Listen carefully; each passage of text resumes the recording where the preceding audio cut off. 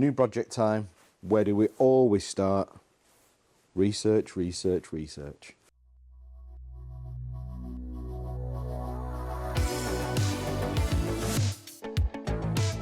So the ATAT helmet, repurposed from a Thai helmet. So they just literally took a Thai helmet, repainted it to be an ATAT helmet.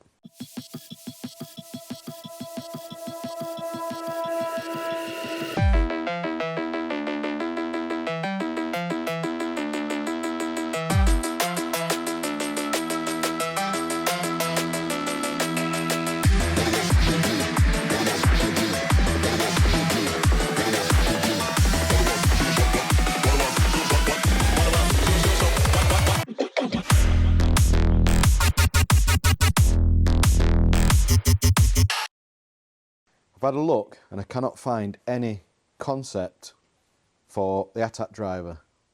So it's curious, I'm curious to know if it was always going to be a repainted Thai or if it was going to be a Thai and they decided to repaint it.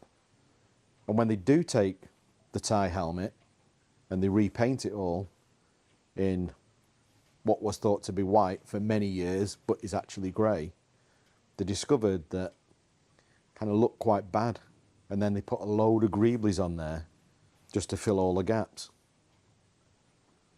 Let's get into this. So one of the reasons why they may have gone down the repurposing the Thai route was plain and simple just to save money. The budget was pretty tight on ESB because George was funding this himself. There was no studio behind it. And another way we can see them really keeping a tight grip on the budget is the fact that they only repurposed 2 Thai helmets, making 2 ATAT helmets.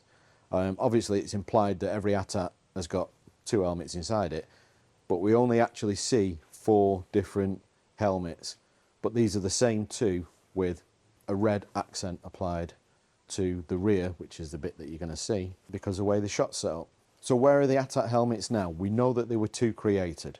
We would assume they're in the Lucasfilm archive, right? Not the case. Not the case at all. 2 helmets exist. 2 helmets were made, and both of them still exist.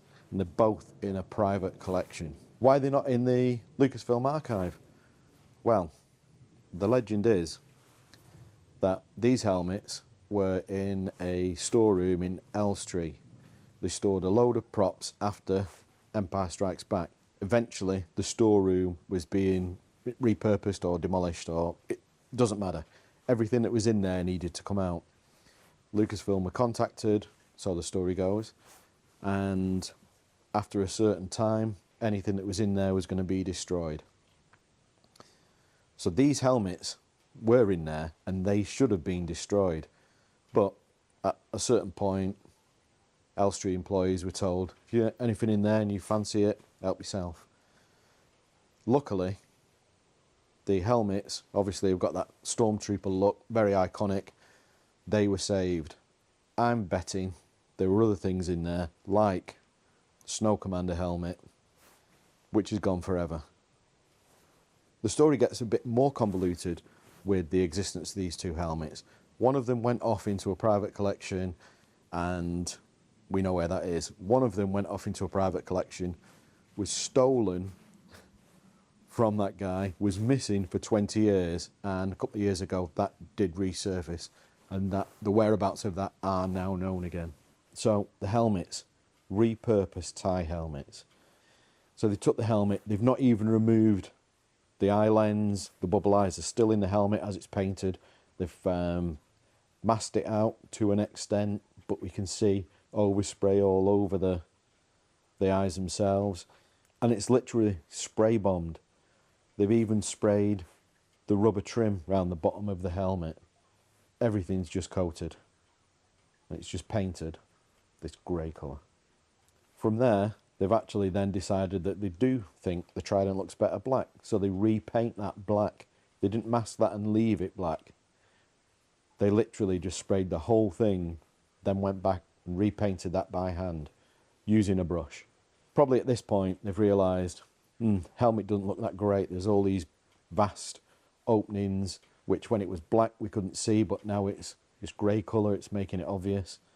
So they just hit it up with a load of found parts. I'm presuming whatever was knocking around that had the right look, that they're happy with, it fits, get it bashed on that helmet.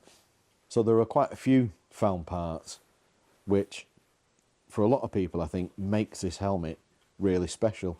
A lot of people love this helmet. This is one of their favourite helmets from Star Wars.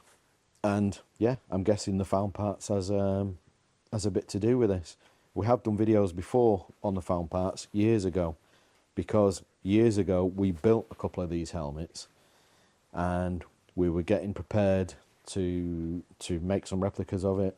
But then the existence of one of the helmets and the fact that we could go and see it and be hands-on with it and look at it made us reevaluate what we were doing. And that meant back to the beginning. So researching this helmet, there was pretty much one place to start: StarWarsHelmets.com. The website is curated by Jez Hill, a Star Wars expert, and his images really are the best we've got. Remember, none of these helmets, I mean, neither of them, both of them, there's only two of them, they've never been sold at auction, so they've never had that full, proper photographic treatment where we get to save all those fantastic images of previous helmets that have been sold, which is so helpful when you are researching an original helmet. That's never happened. And these images on Star Wars helmets are about, well, they're not about, they are the best we've got. Aside from these, we've got obviously the movies and a couple of stills that were taken from behind the scenes. Not the greatest. One of them's really overexposed, and that's where the helmet being white kind of came from, I believe. I mean, for years, I remember guys in the 501st were making these costumes white, not grey. I mean, it doesn't even seem that long ago that you could either have white or grey. It was an option. We did announce it years ago. Well, that's it. We made a couple of them. And then when we saw the original one, it was like, okay, we could tweak that, we can tweak that, we can tweak. We could have put it out and no one really would have been any the wiser, but I would have known and I wouldn't have been happy with that. When you're working on one of these projects, you put a lot of time and effort into it, and just do it right. If it's not going to be right, don't do it. You know, it's going to be around forever. It's all about getting it right, and I'd rather just make it right. The parts of the team that are working on this don't work on the Partisan Scout, and they don't work on the Bausch. So they're free to do some work on this. These are the guys that really would be building more of the costumes, which we're trying to limit to allow for this to happen, because it's been on the slate for years, keeps getting pushed back, not anymore. So this is happening. It's not happening right now. Just stay tuned, keep watching the channel. We really appreciate that.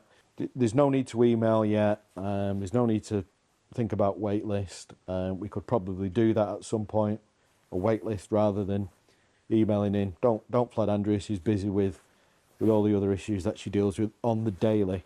Thanks for watching, guys. Have a great weekend, and do come back next week. I think we're going to talk about limited runs.